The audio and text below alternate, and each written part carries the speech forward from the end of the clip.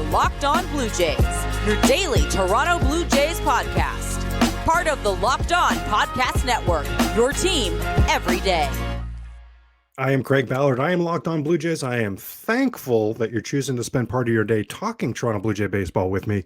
Definitely seeing that YouTube subscriber number increase every single day. Thank you for that. Shout outs to those of you who are helping put Locked On Blue Jays in the hands of your friends, family, coworkers, and any fellow Blue Jay fan that you know. And to those of you, the everydayers who are making Locked On Blue Jays their first podcast listen every day, cannot thank you enough for that. And same idea. I'm seeing the anecdotes. I'm seeing the stories of, hey, you know, my cousin, my coworker, you name it, put this podcast in my hands, knew I was a Blue Jay fan, let me know about this podcast, and I'm making it part of my everyday podcast listen. Can't thank you guys enough for that. Blue Jays off today, so it's Throwback Thursday. You see, Blue Jays, I mean, your days off are always going to be on a Wednesday or a Thursday. Well, I guess every now and then you'll get a Monday off. But this is the second week in a row, Blue Jays off on the Thursday. But, of course, we do have our Throwback Thursday episode.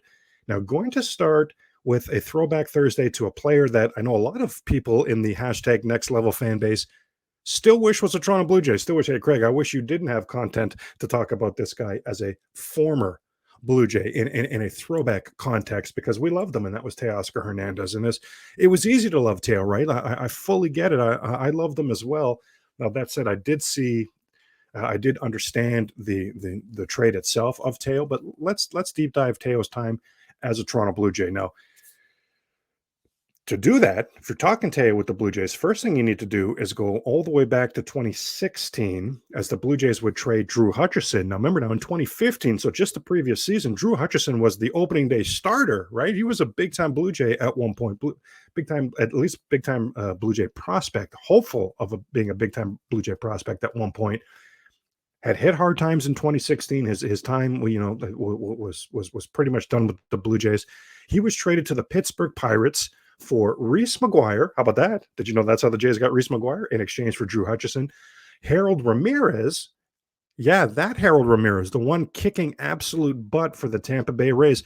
Been a complete journeyman, been bounced from team to team to team. Of course, as soon as he lands in Tampa Bay, of course, they bring out all the goodness in him and he catches fire. But anyway, I'll digress. And also coming back, so Drew Hutchison for Reese McGuire, Harold Ramirez, and Francisco Liriano. Do you remember the veteran lefty Francisco Liriano? At the trade deadline, so the Blue Jays would make that move. Liriano would pitch decently. I mean, he was a contributor to the Blue Jays playoffs in 2016. Was more an extra body, right? Some depth in that bullpen at the time.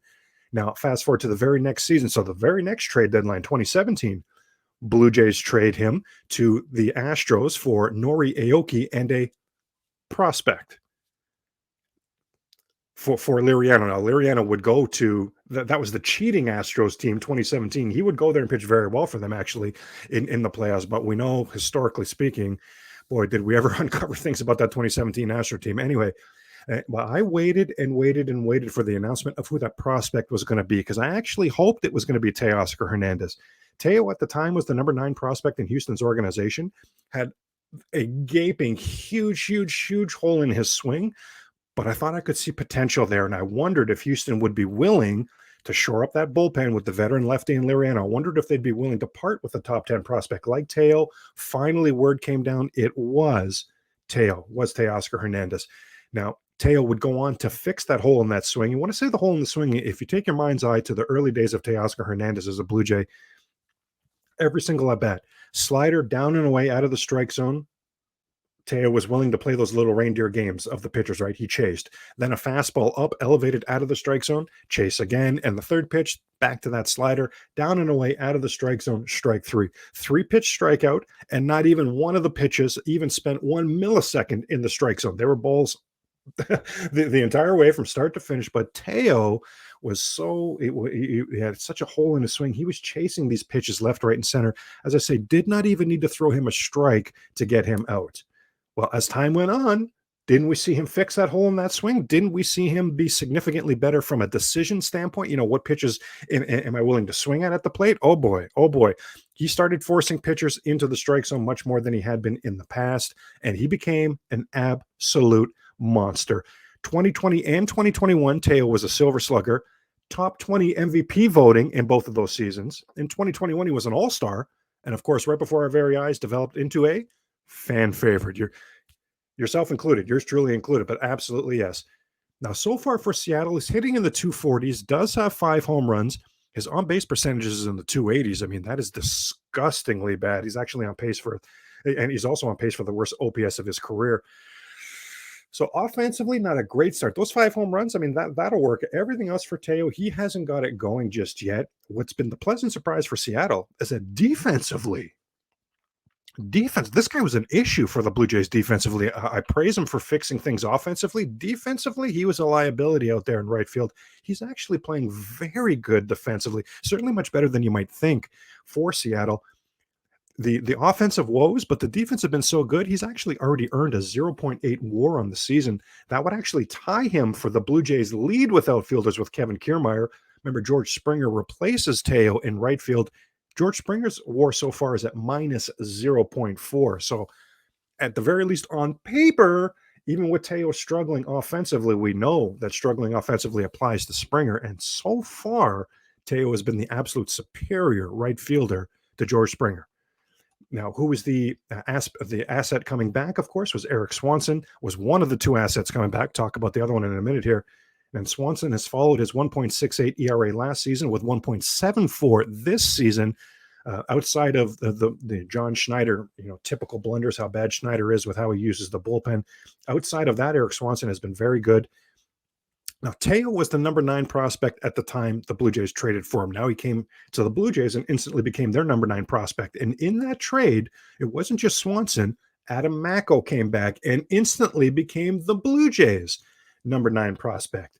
Macko is a lefty pitcher with some very exciting upside. I think the Blue Jays are going to get a lot out of Eric Swanson, especially if Schneider can smarten up with how he uses him anyway.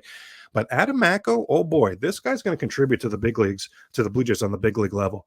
This guy pitched at Vauxhall Academy, so that's a baseball factory right here in Canada, out there in Alberta. He takes after former Blue Jays lefty David Price. I have to like that. Even tries to mix in some Justin Verlander goodness. I'm okay with that as well. When he was drafted, his curveball was his calling card, but he's bulked up since the draft, got the fastball very quickly into the low 90s. That fastball, because he's continued to bulk up, continued to work and improve, it's now in the mid 90s. And he's got a slider that's been developing right before our very eyes. I mean, 2022, injury in 2022 did derail some of his development, but really this guy, if he continues on the pace he's on right now, he should be contributing to the Toronto Blue Jays as soon as next season. More Throwback Thursday show in just a moment, as we're about to be rejoined by Logged On White Sox to discuss the Throwback Blue Jays stories where the White Sox are concerned. And be sure to tune in tomorrow as we deep dive and get you set for the weekend series. Again, Teo and the Mariners in town. And keep in mind, of course, you can catch those games on SiriusXM. And for now, I did want to mention that for a championship team, it's all about making sure every player is a perfect fit. Well, it's the same when it comes to your vehicle. Every part needs to fit just right. So the next time you need parts and accessories, head to eBay Motors. With eBay Guaranteed Fit, you can be sure that you get the right part that fits right the first time around. Just add your ride to My Garage and look for the green check mark to know that part will fit or your money back. Because just like in sports, confidence is the name of the game. And when you shop on eBay Motors, you can have that confidence. Over 122 million parts to choose from, you'll be back in the game in no time.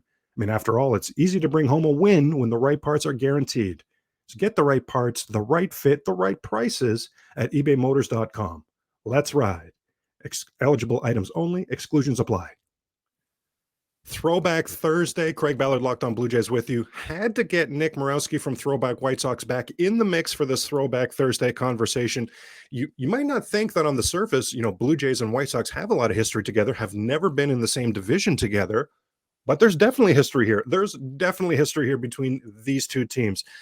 Nick, want to kick off our throwback conversation. Just want to, I'm going to talk about my throwback memory in a moment here, but I wanted to ask you this. I'm really interested to hear your thoughts on this. I feel like the Chicago White Sox over the years have had guys like Greg Luzinski, Ron Kittle, guys that, Nick, agree or disagree here? I feel like these guys were ahead of their time. These guys were hitting home runs in the 30s, but were hitting like 230, 240. In the 80s and 90s, that didn't play. A 230, 240 average, that wasn't going to cut it. Even if you were hitting 30, 40 home runs, you're going to stick out like a sore thumb. Like teams wouldn't know what to do with you. In this day and age, A Ron Kittle, the bull Greg Lazinski going to hit 240 and hit 35 home runs. That plays in today Yeah. at big paydays too, Nick. That plays at big paydays in today's game. Like, do you think these guys were a little ahead of their time? Yeah, that was a White Sox mentality. I mean, go back to 1977, which I believe the Sox were the Blue Jays' first opponent. That's right. Yeah. And the 1977 White Sox team, the South Side Hitmen. And basically that team was just, we're going to try to get as many thumpers as we can on this lineup. And they hit and they hit. They just couldn't hit their way to a division title. Mm-hmm. But yeah, you're right. I mean, it's kind of interesting, the power that, legendary power, like Ron Kittle would put them out of Old Comiskey Park over on the roof, which was awesome, man. Which is land for only a few people. And Lozinski would do that as well. But yeah, it's interesting to go through some of the history. And if you could somehow cobble together a team, if you can go back in the past and like bring a certain player and put it on today's roster, how that would look. But one of those guys would be a nice DH replacement. And you've had some nice DHs. I was a huge Harold Baines fan. Mm-hmm. And it's funny, Nick, you mentioned, because that's going to segue me, into my Throwback Thursday Blue Jay Shy Sox memory. And that you mentioned, hey, Craig, I'm pretty sure the White Sox were your first opponent ever at Exhibition Stadium. Nick, also the last opponent ever at Exhibition Stadium in 1989. End of May 1989, Blue Jays just about to move into the then Skydome, now Rogers Center. And George Bell, certainly my favorite Blue Jay ever. Roy Halladay's way up there as well. Rest in peace to Roy Halladay. But George Bell had to be my favorite, very likely my favorite Blue Jay ever. And the Bobby Thigpen comes in bottom of the ninth, snuffs out a rally. Speaking of White Sox closers, snuffs out a rally. Then it goes to the 10th inning. And Tom Henke had come in the ninth as well. So both closers, here's something you don't see very often, especially in this day and age, right, Nick? Both closers were in the ninth. They both came back out for the 10th. And of course, this is significantly before whatever this ghost runner on second, however you want to, whatever Rob Manfred is doing these days. This is well before he got his mitts on the game. So, of course, there is no runner starting at second. But in the bottom of the 10th, Kelly Gruber leads off with a double. Now, here comes George Bell. Whole place going nuts. Cooperstown, the Hall of Fame is there to take the memorabilia. Like it's over 46,000. The place is going nuts. They were going nuts in the ninth. Had a rally brewing in the ninth that Thigpen thwarted. George Bell smacks the 2-run home run, walk off, bottom of the 10th, smacks it to left field, home run, Jays win. We've talked a few times, Nick, about Toronto being a hockey town. I can't even spell the word hockey. I'm not a hockey guy at all. I get all my hockey info from friends I follow on TikTok. I'm not a hockey guy at all. But what I always notice is when people ask about, hey, you're such a Toronto, to ask of Leaf fans, hey, you're such a Toronto Maple Leaf fan. Where did that come from? How did that get started? It's always generational. It's always my grandparents, my parents down to me. That's my scenario with Toronto Blue Jay baseball. My grandparents to my parents down to me. And I remember watching rest in peace to my Aunt Lynn. Loved her so much. Just a great lady. We're at her house with my grandfather, rest in peace. Loved him so much too as well. Whose name was Harold Ballard, by the way, Nick. So who was a longtime owner of the Toronto Maple Leafs. So people certainly don't understand why I'm not into hockey. But anyway, that's a side note. But watching that game with my grandfather, with my cousin David, probably my favorite cousin as well, all of it just an amazing memory. And then George Bell hitting that walk-off, my favorite guy, right? Hitting the walk-off to close Exhibition Stadium. It might have been a hard memory for you, Nick. Now, it's the middle of May in 1989, and the White Sox were terrible that year, so hopefully it didn't hurt that much for you. But yeah, do you have any memories of that time? That moment right there, Craig, is probably why the Sox went to go get George Bell, and I think we had him in maybe the 92 season. We got him from the Cubs, I believe. I think we shipped Sammy Sosa over there for George Bell, but we definitely had Bell towards the end of his days. I've been to the Rogers Center. I've traveled. I think I've gone to 18 stadiums now to see the White Sox play, and went there several years ago. And this was when Alex Rios was still on the White Sox. And when he came up, Blue Jays were not happy with Alex Rios, gave him a lot of boos. But I enjoyed my time in Toronto. Such a fun city. Absolutely ate and drank well in that city. I think the Sox lost 2 of the 3 games, which is not abnormal when I go see them on the road. But one of the big things is the 2 players that have got retired numbers for the White Sox have spent time on the Toronto Blue Jays and have had one, historical time. I mean, Frank Thomas hit his 500th home run absolutely. in a Blue Jays uniform, I believe 2007. Should have been in a White Sox uniform. That relationship ended bitterly, but he has, come back. They've got a statue of Frank Thomas, as they should. Best right-hand, best hitter really in White Sox history. And his numbers retired, but seeing him in a Blue Jays uniform, like, good for the Blue Jays for giving him a chance to get some time out of him. And then Mark Burley, my favorite pitcher of all time. And he's got a retired number as well for the White Sox, and he played for the Toronto Blue Jays, which, again, it was cool to watch Burley. I followed his career after he left Miami and went to Toronto, and I think he might even had some successful years. He went to the All-Star game, I think, for Toronto. So some connections there, obviously. And then the 93 playoffs, that Blue Jays team was just absolutely stacked, and we had a good team too. And we had a good team in 94. Unfortunately, the strike happened, but 93 was such a fun team. I could remember that lineup, and I think it was 2 games to 2 games. And then the Blue Jays just took over, but Blue Jays were such a powerful team. So yeah, I'll always kind of, anytime someone says Blue Jays, I'll go back to that 93 playoffs first and foremost. Nick, what's so insane about those 93 playoffs is that format was if you had home field advantage, which Chicago did. So the first 2 were in Chicago, middle 3 in Toronto, last 2, if applicable, in Chicago. Jays took those first 2 in Chicago. Mm-hmm. I'm feeling like $1 million. Come back to Toronto. Chicago takes the next 2 in Toronto. What the heck is going on here? Yeah. All of a sudden it's a series. All of a sudden I'm very nervous now. Jays win the next 2. But do you even remember that, Nick? Like, I literally remember them taking the first 2 and being on cloud 9, and then 2 days later, I'm devastated.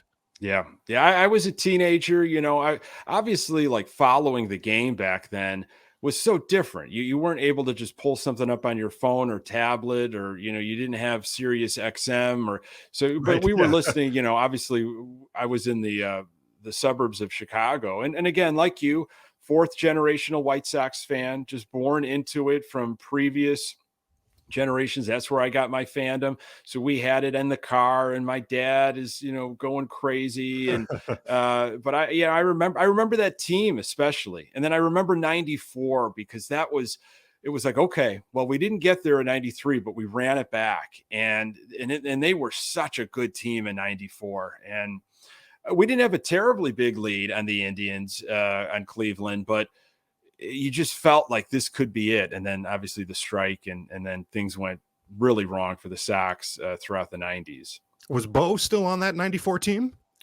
I don't think so. He was on the 93 team for sure, but I think Bo Jackson went to Anaheim. I think he played for the Angels. He went to California. That's right. They were California. You're right. Yes. That is right. Yes. Yeah. Back when they were California. Yeah, absolutely. Boy, Nick, what an absolute blast talking Chicago White Sox, Toronto Blue Jay all week. I feel like you just had great insight. We really got set for the series. I hope you Locked On Blue Jays and Locked On White Sox listeners enjoyed this conversation. And Nick, I certainly hope that, in the Locked On Blue Jay fan base, a lot are just going to be Blue Jay fans, period. But a lot, of course, are baseball fans. So how can they interact? Because, Nick's been spewing wisdom all week for us here on Locked On Blue Jays on this crossover episode, right? So I imagine a lot of the Locked On Blue Jay fans going to want to start following your work as well, Nick. How can they do that? I appreciate the conversation, Craig. Love talking baseball, and this was an absolute blast. I'm a diehard White Sox fan. Even before doing Locked On, it's like I was consuming the Sox even in the off season. So I'm on Twitter at Nick_GGTB, and you can follow Locked On White Sox. Find it absolutely everywhere. You find your podcast, and we've got our YouTube channel. Just search White Sox and subscribe. Awesome. What an absolute pleasure, Nick. Go White Sox, go as of Thursday. Okay. Yeah, that's when we have the Tampa Bay again at home. So my God. Yes. Really as of Thursday. Oh, my goodness. Yeah. Okay. Thank you, Nick. Okay. Yeah. One more last Throwback Thursday Blue Jay story coming. I should mention it's not for the faint of heart. Now, Craig, you're not going there. Surely you're not saying what I think you're saying here. It's too soon. I get it.